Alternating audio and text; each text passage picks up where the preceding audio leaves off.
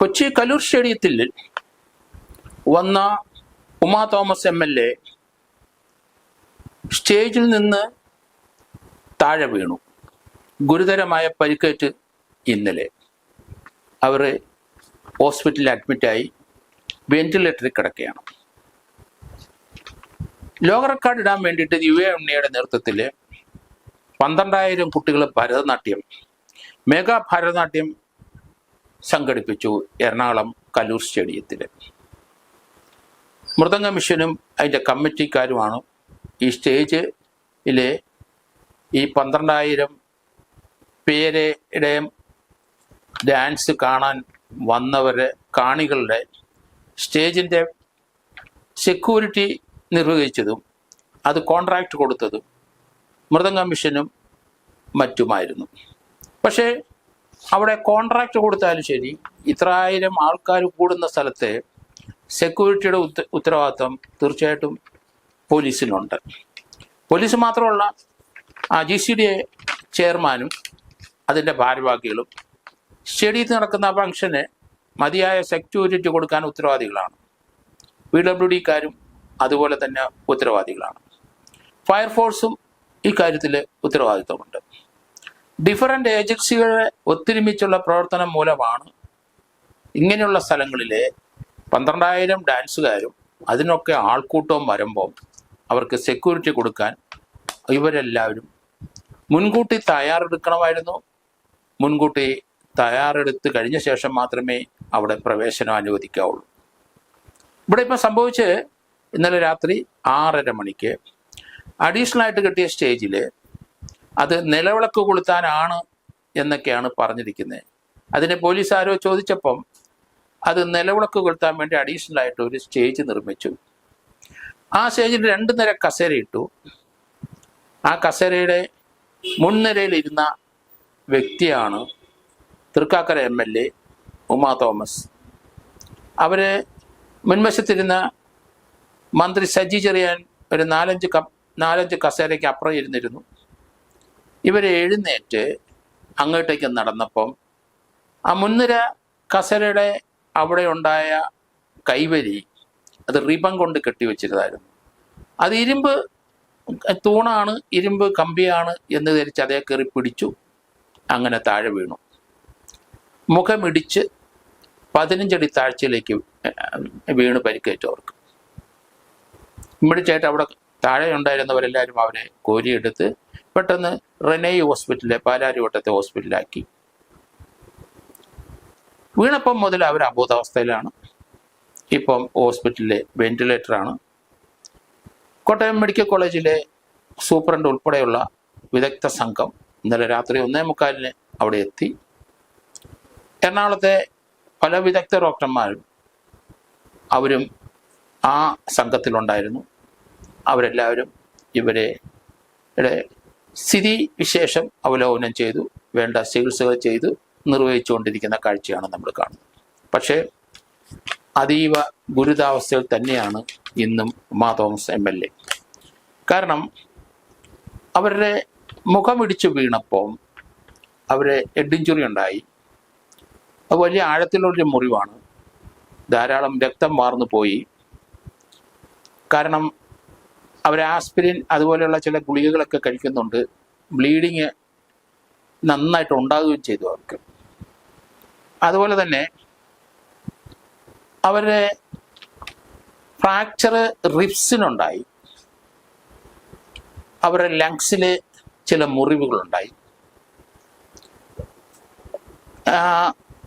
Ribs പൊട്ടി ചില ഭാഗങ്ങൾ അവരുടെ ലങ്സിൽ മുറിവുണ്ടാക്കി. അവിടെ രക്തം കട്ട പിടിച്ച് നിൽക്കുന്നു. ലങ്സിനുള്ളിൽ വെന്റിലേറ്ററിലാണ്. അവരെ സംബന്ധിച്ചിടത്തോളം അബോധാവസ്ഥയിൽ വീണപ്പം മുതൽ അബോധാവസ്ഥയിൽ തന്നെയാണ്. അതിൽ നിന്ന് റിക്കവർ ചെയ്ത് വരണം. 48 മണിക്കൂർ മുതൽ 72 മണിക്കൂർ വരണം. പക്ഷേ ഏറ്റവും അവരുടെ അവസ്ഥയെ വിശകലനം ചെയ്ത ഡോക്ടർമാരിൽ നമ്മൾ മനസ്സിലാക്കുന്നത് അവർക്ക് സ്കള്ളിലെ ഫ്രാക്ചർ ഇല്ല. തലയിൽ മുറിവുണ്ട്, രക്തം നന്നായിട്ട് പോയി. സൈനസ് ഫ്രാക്ചർ ഉണ്ട് അവർക്ക്. മൂക്കിടിച്ച് വീണ് അല്ലെങ്കിൽ മുഖമിടിച്ച് വീണപ്പം മൂക്കിൻ്റെ അവിടെ കവിളിൻ്റെ അവിടെ ഫ്രാക്ചർ ഉണ്ട്. പിന്നെ അവർക്ക് STP ലെവൽ, കാരണം ബ്ലഡ് കൊടുക്കേണ്ടി വന്നാൽ അവർക്ക് ആ ലെവൽ നോക്കി ഇപ്പം തുടക്കത്തിൽ 8 ആയിരുന്നു, ഇപ്പം 11.4. അത് നല്ല ഇമ്പ്രൂവ്മെൻ്റ് ഉണ്ട്. അതുപോലെ ലങ്സിലുണ്ടായ മുറിവ്, അവിടെ ബ്ലഡ് കോട്ടിങ്, അതാണ് ഇപ്പം പ്രശ്നം. അത് മാറ്റപ്പെടണം.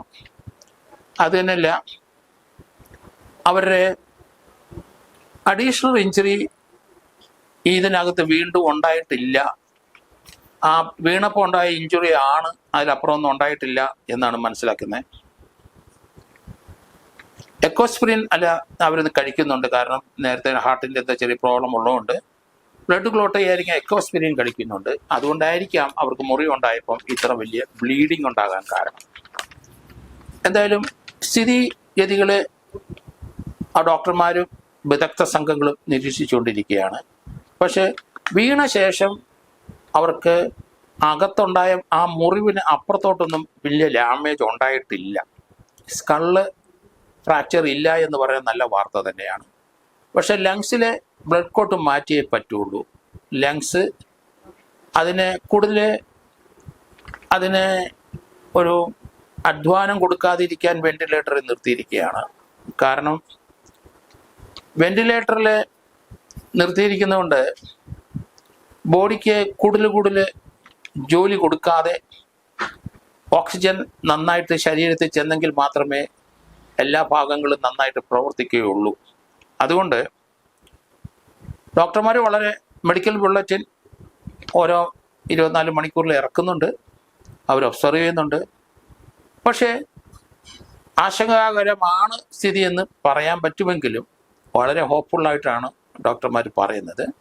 പക്ഷേ വെന്റിലേറ്ററിൽ തന്നെ സാധാരണഗതിയിലുള്ള ഒരു ശ്വാസത്തിലേക്ക് പോകുമ്പം തീർച്ചയായിട്ടും ലങ്സിലെ പരിക്കുന്ന് പതുക്കെ കരകയറുന്നെന്ന് മാത്രമേ നമുക്ക് പറയാനൊക്കുള്ളൂ. പക്ഷേ ചികിത്സ അങ്ങനെ നിൽക്കുകയാണ്. ഈ കലൂരിലെ ഈ സ്റ്റേഡിയത്തിലെ 12,000 പെൺകുട്ടികളുടെ അവരുടെ മെഗാ ഭരതനാട്യവും അത് ദിവ്യ ഉണ്ണിയുടെ നേതൃത്വത്തിലാണ് അത് നടക്കുന്നത്.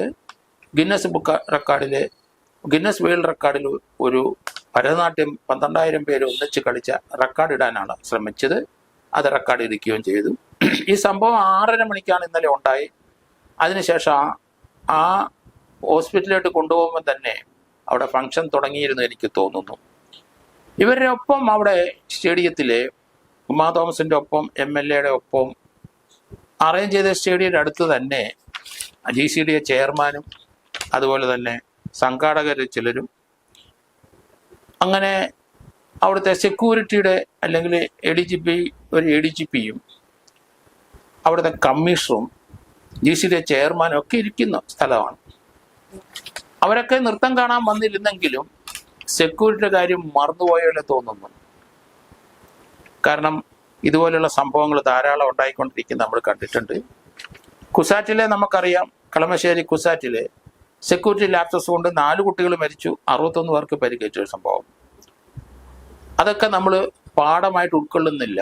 അവിടെ പോലീസ് വരുമ്പോൾ അവിടുത്തെ ഒരു ഷോയ്ക്ക് 1000 കുട്ടികളെ ഇടിച്ചു കയറി, ഏകദേശം 500-600 പേർക്ക് ഇരിക്കാവുന്ന സ്ഥലത്ത് 1000-ഓളം കുട്ടികൾ ഇടിച്ച് കയറി.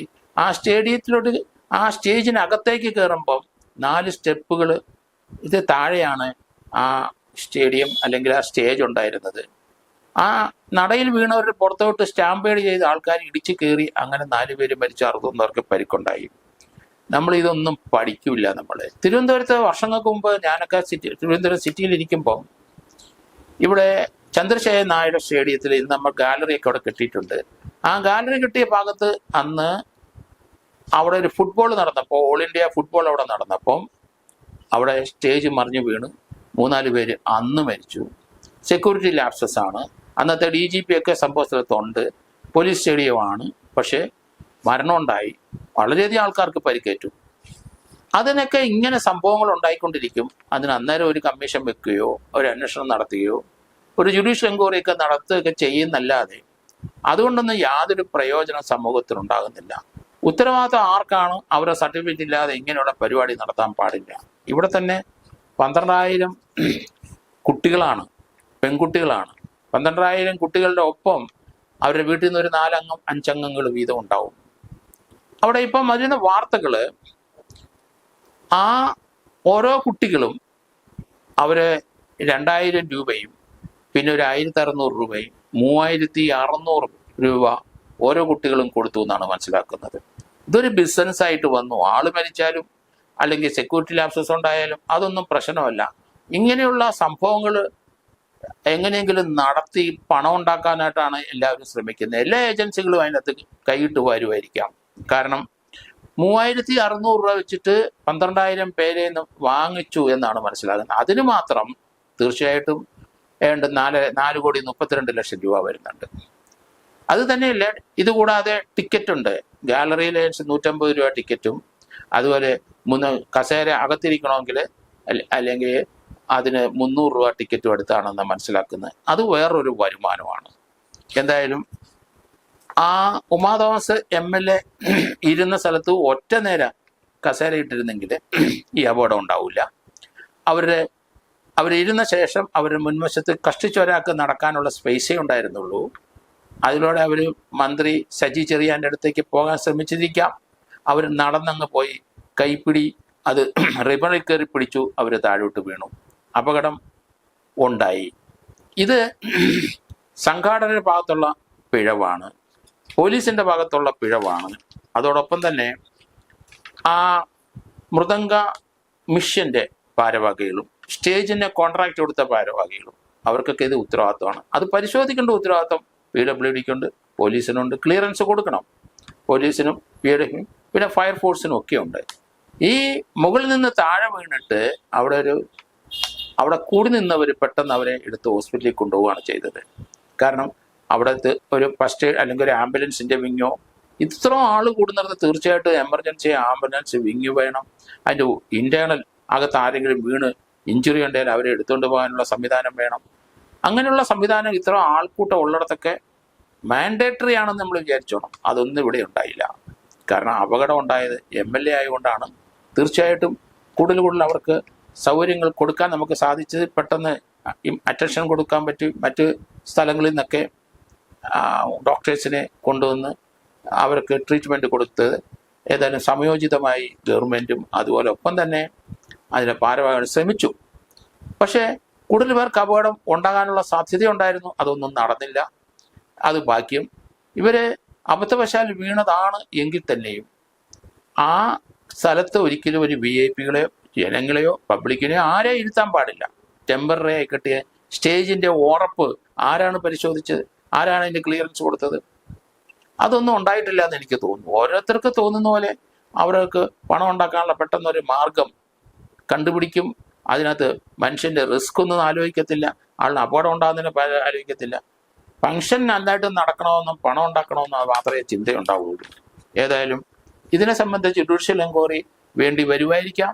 അതോടൊപ്പം തന്നെ ഈ ഒരു സംഭവത്തിന് ശേഷം അവിടെ ഇതിൻ്റെ ഭാരവാഹികളും പലരും മുൻകൂർ ജാമ്യത്തിന് പോയതായിട്ട് കണ്ടു. പലരും വട്ടം പോലീസ് കേസെടുത്തിട്ടുണ്ട്. ഇതിനകത്ത് വെട്ടിപ്പും തട്ടിപ്പുമുണ്ട്. ഇതിനകത്ത് ആരാണ് ഇതിന് ഇനിഷ്യേറ്റീവ് എടുത്ത്, ആരാണ് ഇതിന് പണം മുടക്കിയത്, ഇത്രയും കോടി രൂപ എങ്ങോട്ട് പോയി, ഇതൊക്കെ നമുക്ക് പരിശോധിക്കേണ്ടിയിരിക്കുന്നു. ഏതായാലും ഉമാ തോമസ് MLAയുടെ ഇപ്പോഴത്തെ അവസ്ഥയിൽ വളരെ പുരോഗമനം ഉണ്ട് എന്നാണ് ജനറലായിട്ട് കേൾക്കുന്നത്. 48 മണിക്കൂറോ 72 മണിക്കൂറോ കഴിയുമ്പോൾ അവർ വെന്റിലേറ്ററിൽ മാറിയാൽ അവർ ജീവിതത്തിലേക്ക് തിരിച്ചു വരും എന്ന് നമുക്കറിയാം.